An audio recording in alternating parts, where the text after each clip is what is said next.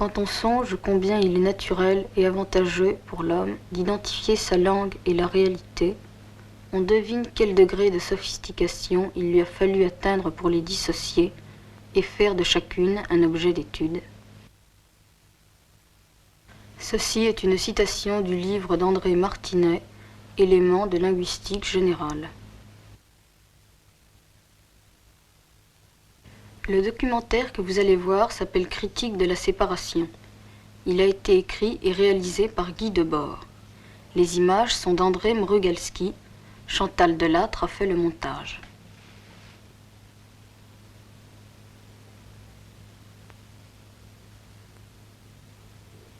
Ce film, achevé au mois de février 1961, est produit par la Dansk Fransk Experimental Film Company.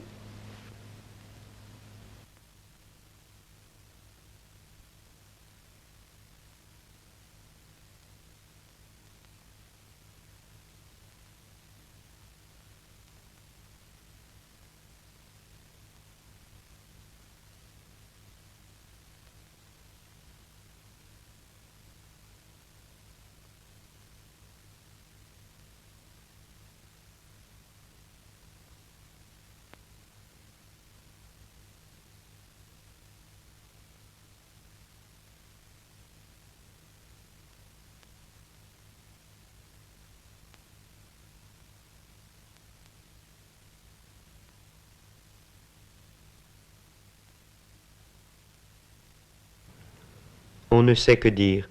La suite des mots se refait et les gestes se reconnaissent en dehors de nous. Bien sûr, il y a des procédés maîtrisés, des résultats vérifiables. C'est très souvent amusant. Mais tant de choses que l'on voulait n'ont pas été atteintes, ou partiellement, et pas comme on le croyait. Quelle communication a-t-on désiré, ou connu, ou seulement simulé? Quel projet véritable a été perdu?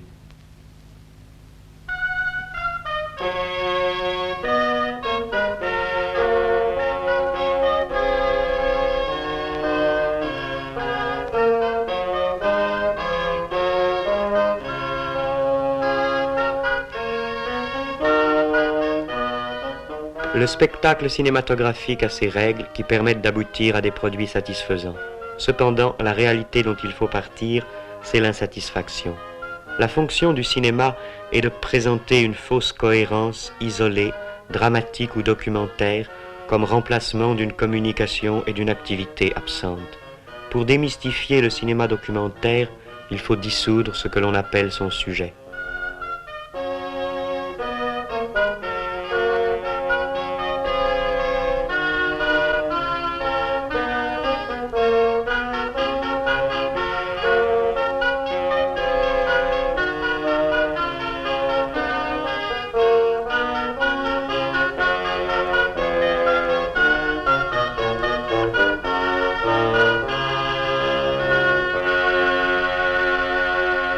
Une recette bien établie fait savoir que dans un film, tout ce qui est dit autrement que par l'image doit être répété, sinon le sens en échappera au spectateur. C'est possible. Mais cette incompréhension est partout dans les rencontres quotidiennes. Il faudrait préciser, mais le temps manque et l'on n'est pas sûr d'avoir été compris. Avant d'avoir su faire ou dire ce qu'il fallait, on s'est déjà éloigné. On a traversé la rue, on est allé outre-mer, on ne peut se reprendre. Après tous les temps morts et les moments perdus, restent ces paysages de cartes postales traversés sans fin, cette distance organisée entre chacun et tous. L'enfance, mais c'est ici, nous n'en sommes jamais sortis. Notre époque accumule des pouvoirs et se rêve rationnel. Mais personne ne reconnaît comme sien de tels pouvoirs. Il n'y a nulle part d'accès à l'âge adulte, seulement la transformation possible, un jour, de cette longue inquiétude en sommeil mesuré. C'est parce que personne ne cesse d'être tenu en tutelle. La question n'est pas de constater que les gens vivent plus ou moins pauvrement, mais toujours d'une manière qui leur échappe. En même temps, c'est un monde où nous avons fait l'apprentissage du changement. Rien ne s'y arrête. Il apparaît sans cesse plus mobile. Et ceux qui le produisent, jour après jour contre eux-mêmes, peuvent se l'approprier, je le sais bien.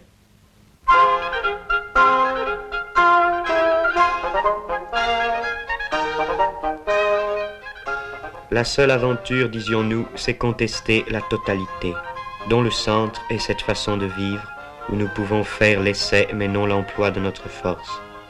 Finalement, aucune aventure ne se constitue directement pour nous. Elle participe d'abord, en tant qu'aventure, de l'ensemble des légendes transmises, par le cinéma ou autrement, de toute la pacotille spectaculaire de l'histoire.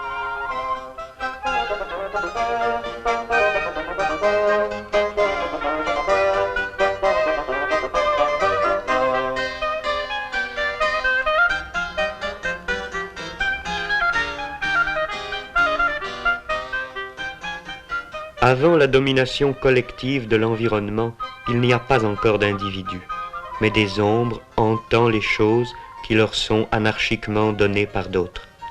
Nous rencontrons, dans des situations occasionnelles, des gens séparés qui vont au hasard. Leurs émotions divergentes se neutralisent et maintiennent leur solide environnement d'ennui. Aussi longtemps que nous ne pourrons faire nous-mêmes notre histoire, créer librement les situations, l'effort vers l'unité introduit d'autres ruptures. La recherche d'une activité centrale en vient à constituer quelques spécialisations nouvelles.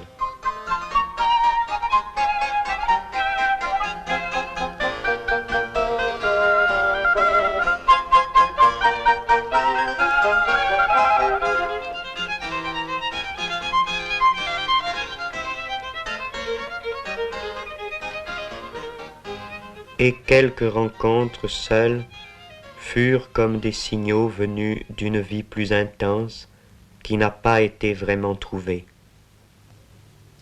Ce qui n'a pu être oublié reparaît dans les rêves. À la fin de ce genre de rêve, dans le demi-sommeil, les événements sont encore tenus pour réels un bref instant. Et les réactions qu'ils appelleraient se précisent plus exactement, plus raisonnablement, comme, tant de matin, le souvenir de ce que l'on a bu la veille. Ensuite vient la conscience que tout est faux, que ce n'est qu'un rêve, qu'il n'y a pas de fait nouveau, pas de retour vers cela, pas de prise. Ces rêves sont des éclats du passé non résolu.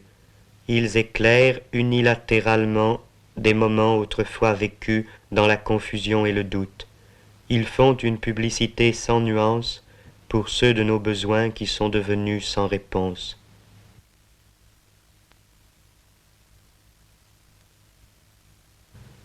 Voici la lumière du jour et des perspectives qui, maintenant, ne signifient plus rien.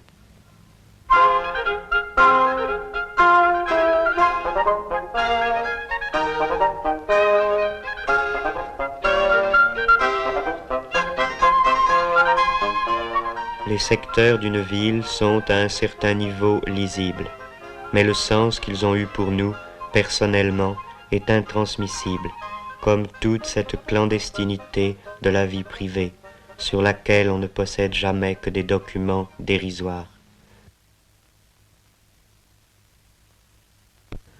L'information officielle est ailleurs. La société se renvoie sa propre image historique seulement comme l'histoire superficielle et statique de ses dirigeants, ceux qui incarnent la fatalité extérieure de ce qui se fait. Le secteur des dirigeants est celui-là même du spectacle. Le cinéma leur va bien. D'ailleurs, le cinéma propose partout des conduites exemplaires, fait des héros, sur le même vieux modèle que ceux-ci, avec tout ce qu'ils touchent. Pourtant, tout équilibre existant est remis en question chaque fois que des hommes inconnus essaient de vivre autrement. Mais toujours ce fut au loin. On l'apprend par les journaux, par les actualités.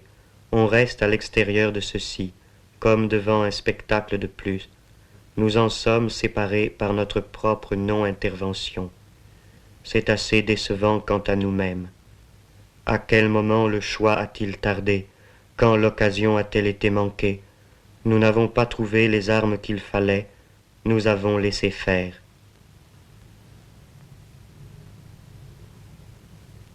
J'ai laissé faire le temps, j'ai laissé perdre ce qu'il fallait défendre.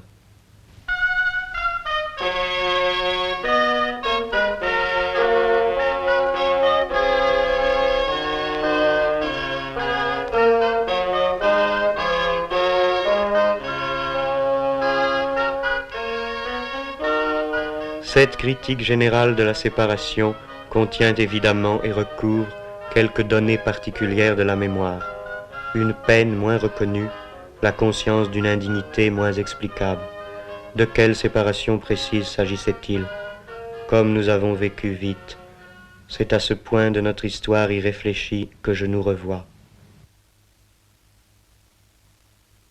Tout ce qui concerne la sphère de la perte, c'est-à-dire aussi bien ce que j'ai perdu de moi-même, le temps passé, et la disparition, la fuite, et plus généralement l'écoulement des choses, et même au sens social dominant, au sens donc le plus vulgaire de l'emploi du temps, ce qui s'appelle le temps perdu, rencontre étrangement dans cette ancienne expression militaire en enfant perdu, rencontre la sphère de la découverte, de l'exploration d'un terrain inconnu, toutes les formes de la recherche, de l'aventure, de l'avant-garde.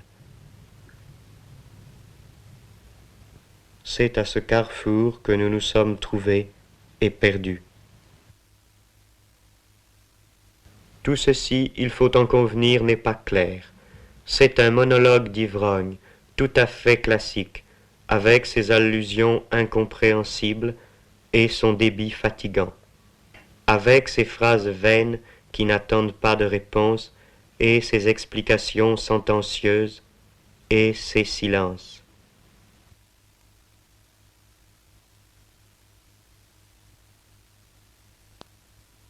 La pauvreté des moyens est chargée d'exprimer sans phare la scandaleuse pauvreté du sujet.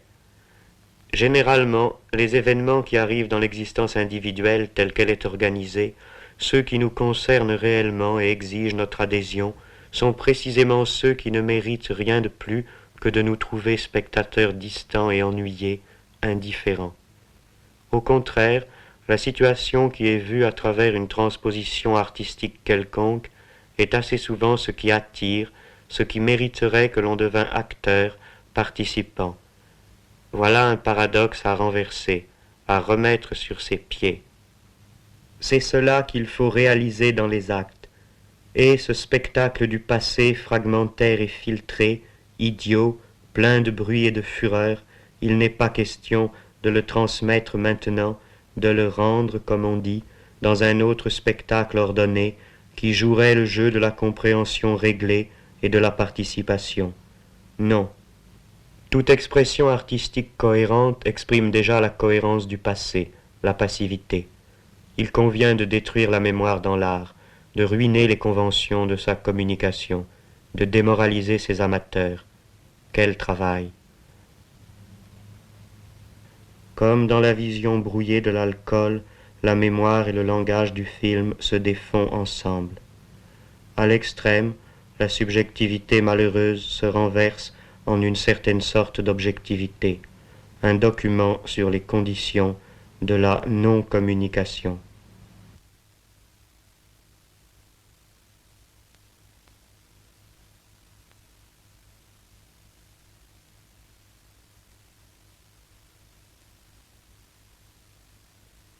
Par exemple, je ne parle pas d'elle. Faux visage, faux rapport.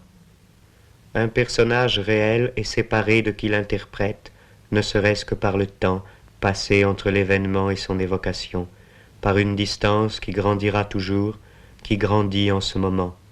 Comme l'expression conservée reste elle-même en tout cas séparée de ceux qui l'entendent, abstraitement et sans pouvoir sur elle. Le spectacle, dans toute son étendue, c'est l'époque, dans laquelle une certaine jeunesse s'est reconnue, le décalage entre cette image et les résultats. Quel aspect, quel goût, quel refus et quel projet la définissaient alors, et puis comment elle s'est avancée dans la vie courante.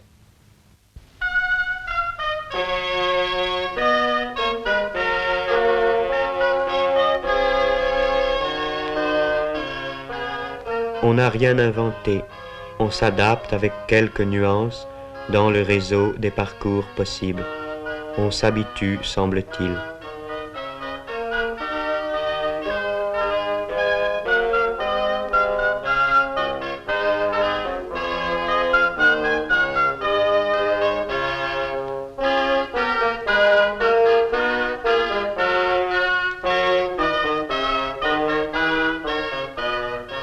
retour d'une entreprise, toutes gens du monde ont moins de cœur qu'à l'aller.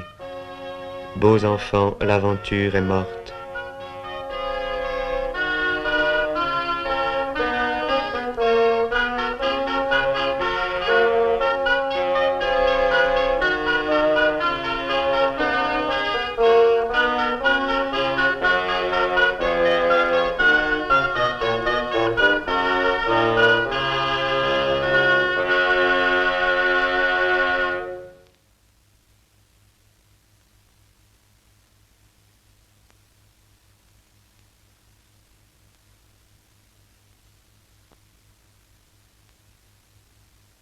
Qui résistera? Il faut aller plus loin que cette défaite partielle, bien sûr. Et comment faire?